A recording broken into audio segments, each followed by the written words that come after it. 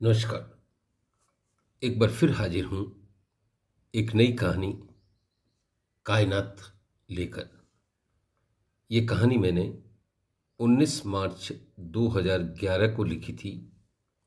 प्रस्तुत है, वाचन कर रहा हूँ कहानी कायनात।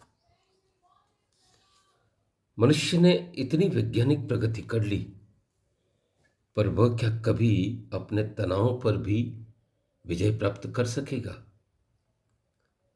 राजेंद्र बाबू डाइनिंग टेबल से लगी कुर्सी पर बैठे आज इसी उधेड़बुन में थे।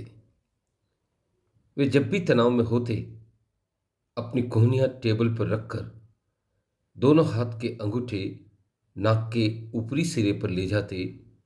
वहां ललाट के मध्य उन्हें मिलाकर किसी ध्यानस्थ योगी की तरह समस्याओं का हल ढूंढते रहते। अनेक बार उन्हें हल मिल भी जाता, लेकिन जब नहीं मिलता तब कुंठा मुंह चढ़कर बोलती।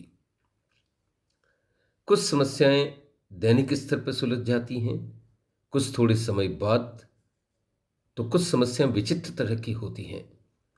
मनुष्य तमाम प्रयासों के बावजूद उनसे पार नहीं पा पाता।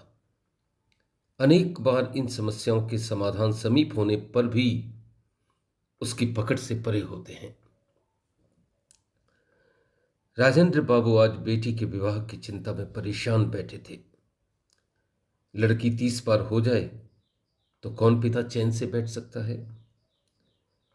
तरुणा के संबंध के लिए वे कहां कहां नहीं गए, कितनों के नखरे उठाए, कितने पापड़ भिले, उनकी जूतियां किस गई, पर बात नहीं बनी सो नहीं बनी।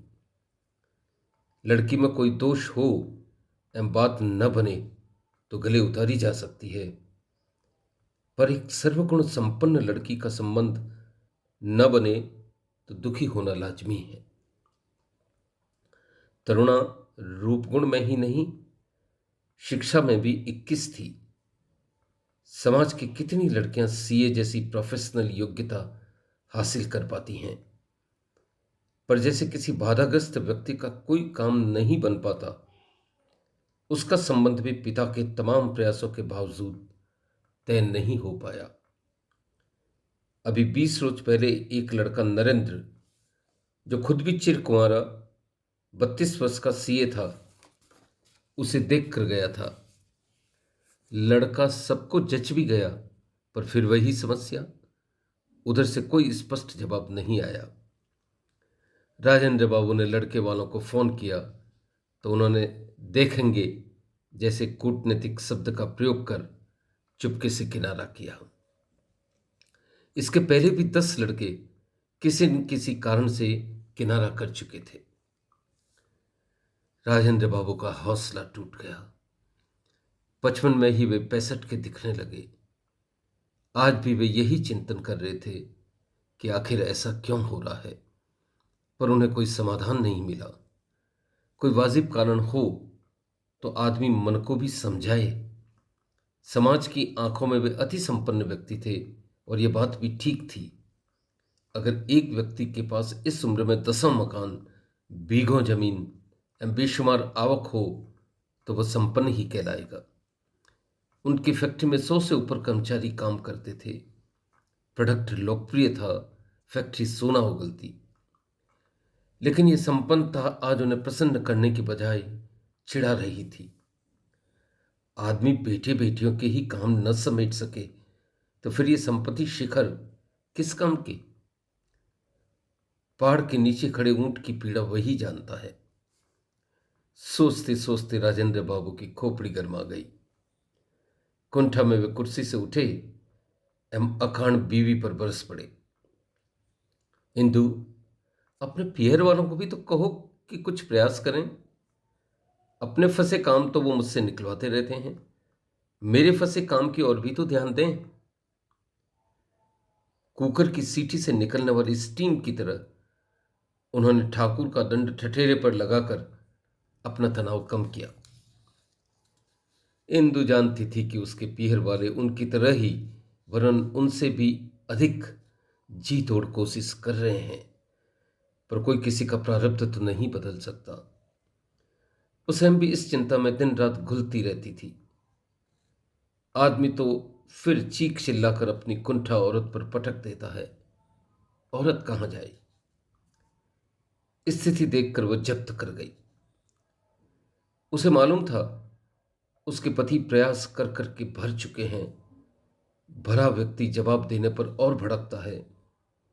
आग में ईंधन डाला ही क्यों जाए? उसने चुप रहना ही श्रेयस्कर समझा।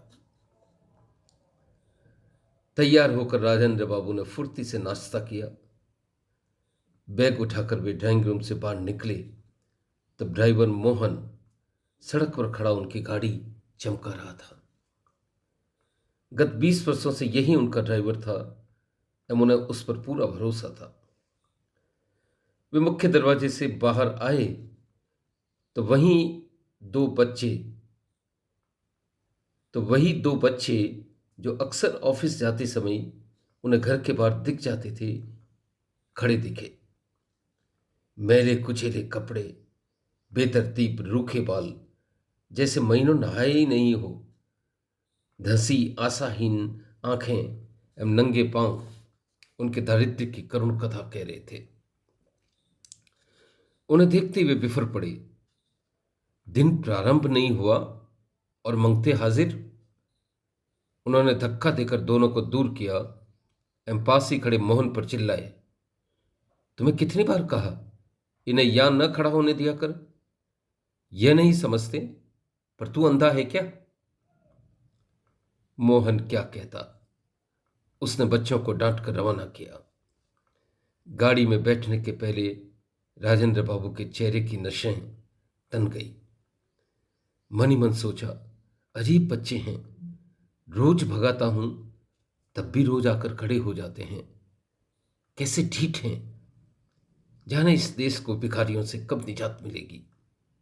जहां देखो वहीं भिखारी, कुछ बिना कपड़ों में तो कुछ कपड़ों में। अपनी कुंठा को व्यवस्था के मत्थे मढ़ वे गाड़ी में बैठे तो ठंडी हवा के झोंकों से उन्हें सुकून मिला। थोड़ी देर बाद एक अपेक्षाकृत ऊंचे स्पीड ब्रेकर पर गाड़ी उछली तो वे चौंके। मोहन को कुछ कहने का मन भी हुआ, लेकिन जाने क्या सोचकर टाल गई। मोहन आज ठीक से गाड़ी नहीं चला रहा था। उनकी तरह वह भी उधेड़ बुन में था। 10 रोज पहले उसका बच्चा स्कूल जाते समय सीढ़ियों से गिर गया था। सर पर गहरी चोट लगी थी एवं उसके इलाज के चलते वह इन दिनों पैसों को लेकर परेशान था। राजेंद्र बाबू से उसने 5 रोज पहले एडवांस भी मांगा था, पर राजेंद्र बाबू नियम कायदों के पक्के थे। वेतन देते तो पहली तारीख को, हाँ, इसमें कोई चूक नहीं करते थे।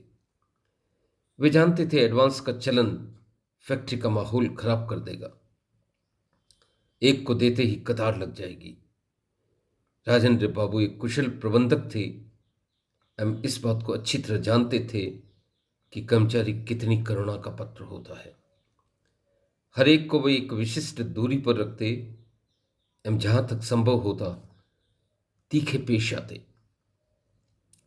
उन्हें पता था आदमी से कहीं अधिक प्रशासन उसकी इमेज करती है। उन्होंने मोहन को एडवांस देने से मना कर दिया।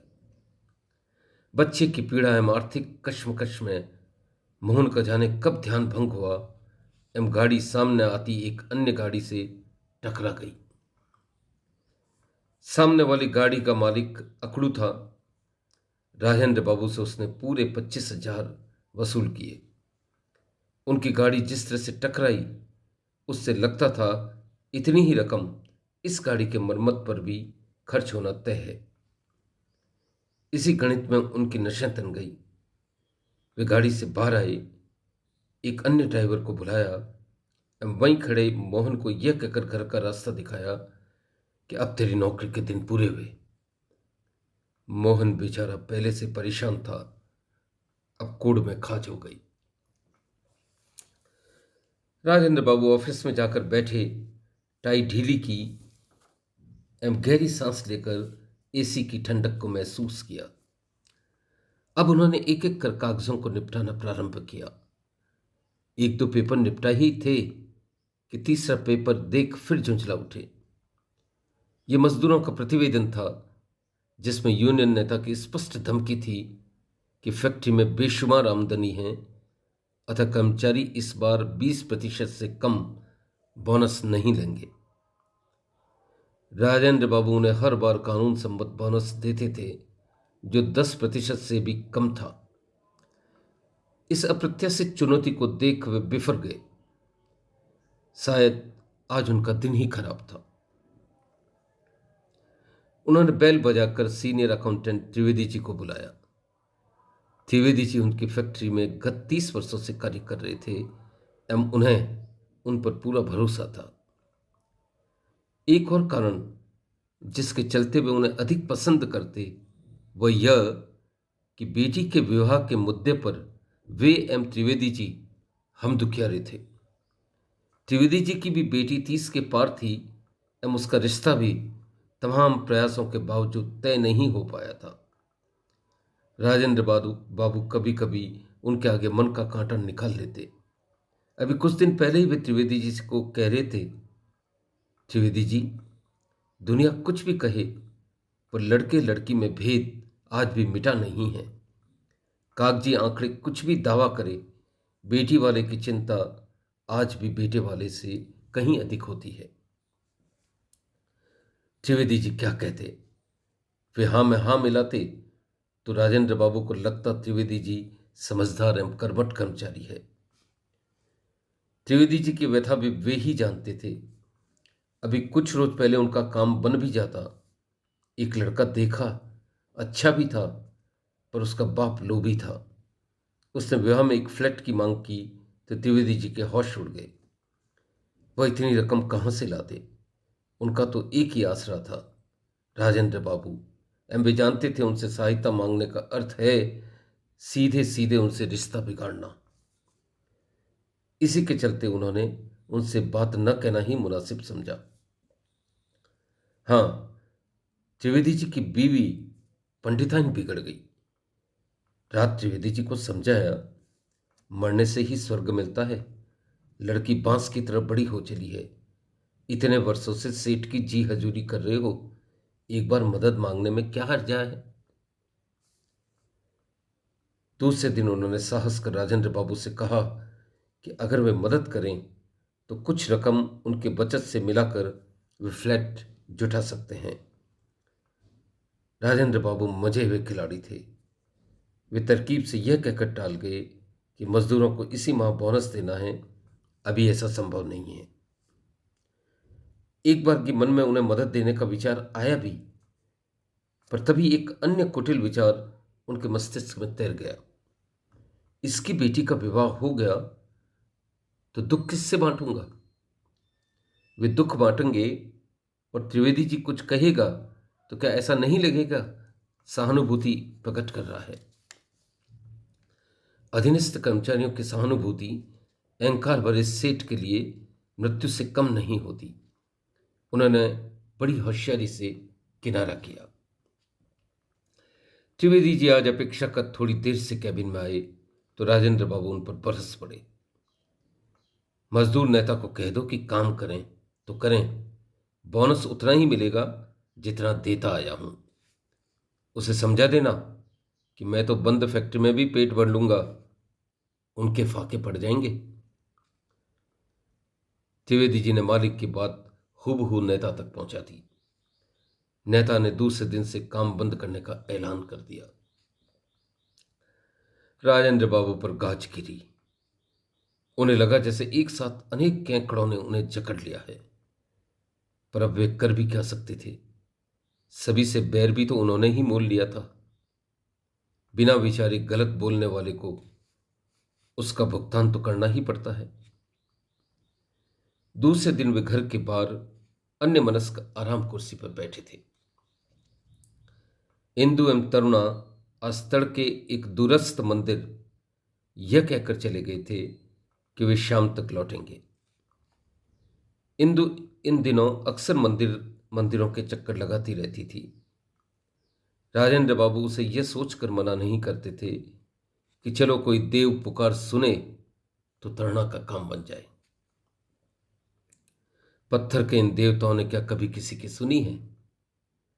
देव अगर कोमल होते तो क्या मनुष्य इन्हें पत्थरों में तराशता? राजेंद्र बाबू अब भी कुर्सी आगे पीछे कर झूल रहे थे। आज उन्होंने फैक्ट्री जाने की बजाय घर रहना मुनासिब समझा। बंद ताला देखकर जी जलाने से क्या फायदा? एकाएक कितनी समस्याएं मुंह बाएं आकर खड़ी हो गई। यही सोचते सोचते वे पुनः दोनों अंगूठे ललाट पर रखकर उसी मुद्रा में बैठ गए जैसे अक्सर बैठा करते थे। जाती हुई सर्दियों के दिन थे, लेकिन सुबह की धूप अब भी सुहावनी लगती थी। आज उनका चिंतन और गहरा हो चला था। यकाएक उन्हें लगा जैसे आज वे एक नए सिरे से सोचने लगे हैं। कहीं मेरा प्रारब्ध, मेरा दुर्भाग्य स्वयं मेरे चिंतन का दोष तो नहीं? आखिर ये समस्याएं क्यों मुझसे चिपकी हैं? कहीं मैं किसी अज्ञात प्रकृति का ऋणी तो नहीं? शायद ऐसा हो भी। गत 20 वर्षों में मैंने बेशुमार दौलत कमाई, पर स्वयं के सुख के अतिरिक्त किसके सुख में इजाफा किया? तिजोरी में धन को बढ़ाने के अतिरिक्त किसका भला किया?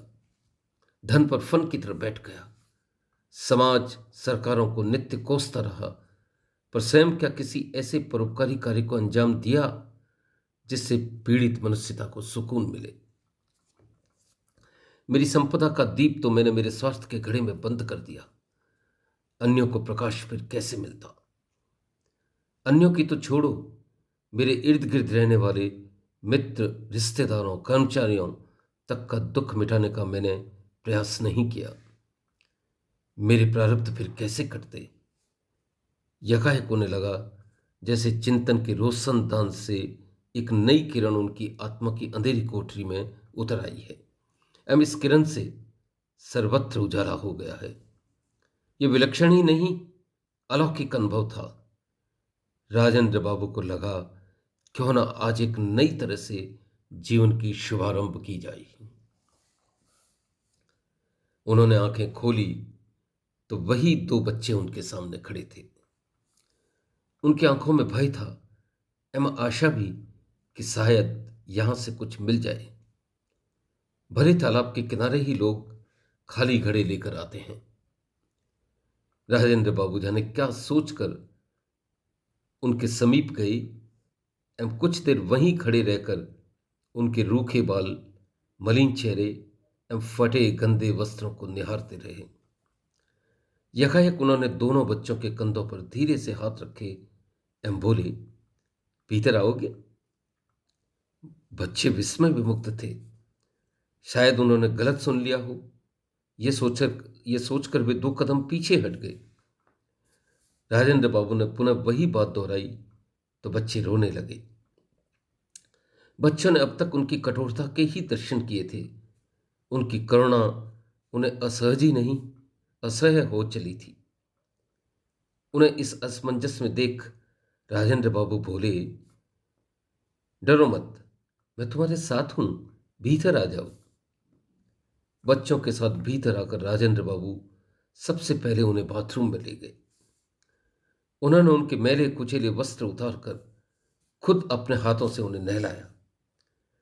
शरीर को साबुन से रगड़ा, उनकी गंदगी ब्रश से दूर की, माथे पर शैम्पू लगाया एवं एक नए तौलिए से उनके बदन को पोंछा।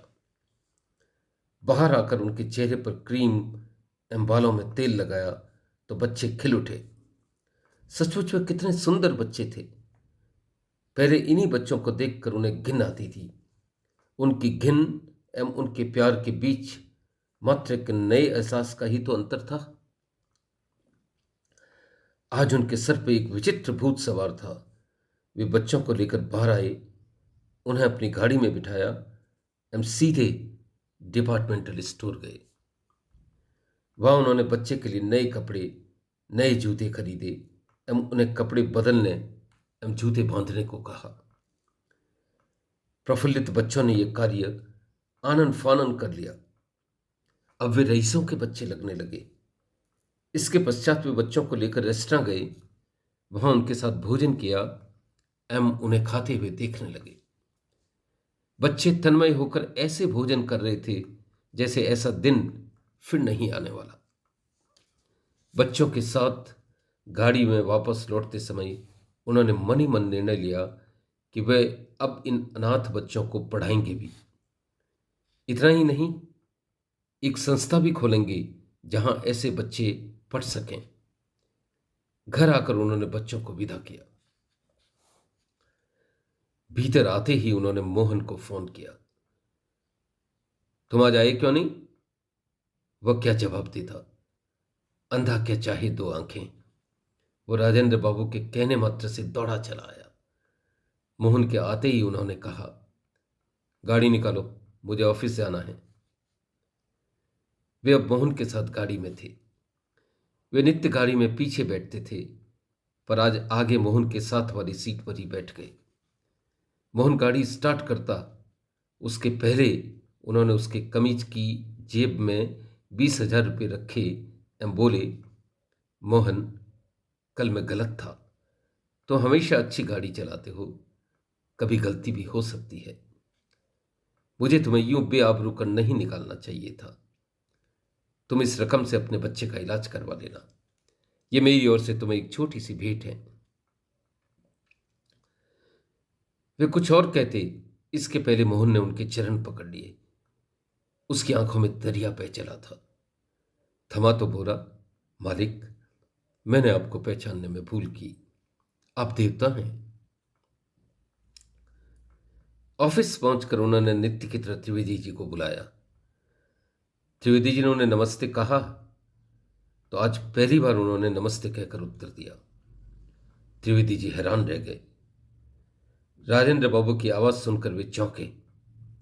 त्रिवेदी जी, आप मजदूर नेता को सूचना दें कि उनके 20% बोनस की मांग मान ली गई है। त्रिवेदी जी सक पकाई तो राजेंद्र बाबू ने उन्हें बैठने को कहा। वे बैठे तो उन्होंने अपना हाथ उनके हाथ पर रखा एवं बोले, त्रिवेदी जी, आपकी बच्ची को फ्लैट मैं दूंगा, आप बेटी का रिश्ता तय करिए। आश्चर्य में डूबे त्रिवेदी जी धन्यवाद भी नहीं कह पाए। शाम घर लौटते समय वे प्रफुल्लित थे। घर पहुंचे तब तक रात चढ़ने लगी थी। वे मुख्य दरवाजा खोलकर भीतर जाने ही वाले थे कि इंदु एवं तरुणा की गाड़ी उनके आगे आकर रुकी। दोनों प्रसन्न नजर आ रहे थे। गाड़ी से बाहर आते ही इंदु उनके समीप आकर बोली, भीतर चलो, एक जरूरी बात कहनी है। सभी अंदर आए तो इंदु गहरी सांस लेकर बोली, आज गजब हो गया। वहां संध्या आरती में हमें नरेंद्र मिल गया, वही लड़का जो तरुणा को देख कर गया था। आरती के पश्चात हम बाहर आए तो वह भी पीछे पीछे चला आया। मैं रुकी तो वह समीप आकर बोला, आंटी सॉरी, मेरी ही वजह से पापा को आपको स्पष्ट उत्तर देना पड़ा। मैं चाहता था कि मेरी नौकरी लगने के पश्चात ही आपसे पुनः संपर्क किया जाए। संयोग से आज दोपहर ही ईमेल से मेरा नियुक्ति पत्र आया है। मुझे अब यह कहने में कोई झिझक नहीं कि तरुणा मुझे पसंद है। मेरे पापा परसों स्वयं आपके घर आकर मिलेंगे। आज इसी खुशी में मैं मंदिर ईश्वर का आभार व्यक्त करना आया था। ईश्वर इतना शीघ्र सुन लेता है, यह तो मैं सोच ही नहीं पाया। इतना कहकर लड़के ने तरुणा से हाथ मिलाया एवं अपनी गाड़ी में बैठकर चला गया। आप तैयारी करो, परसों लड़के के पिता आने वाले हैं। राजेंद्र बाबू की आंखें डबडबाई। चिंतन का एक नया तारा आज उनकी आत्मा के आकाश पर दीप्त हो उठा था। वे चलकर डाइनिंग टेबल के समीप आए। अपने नित्य अंदाज में टेबल पर दोनों कोहनियां रखकर वे पुनः चिंतन में डूब गए। सोचने लगे, ये प्रकृति कितनी रहस्यमय है। इंसान अगर एक दिन, मात्र एक दिन सही तरीके से सोच ले तो समूची कायनात उसके साथ आखड़ी होती है। धन्यवाद।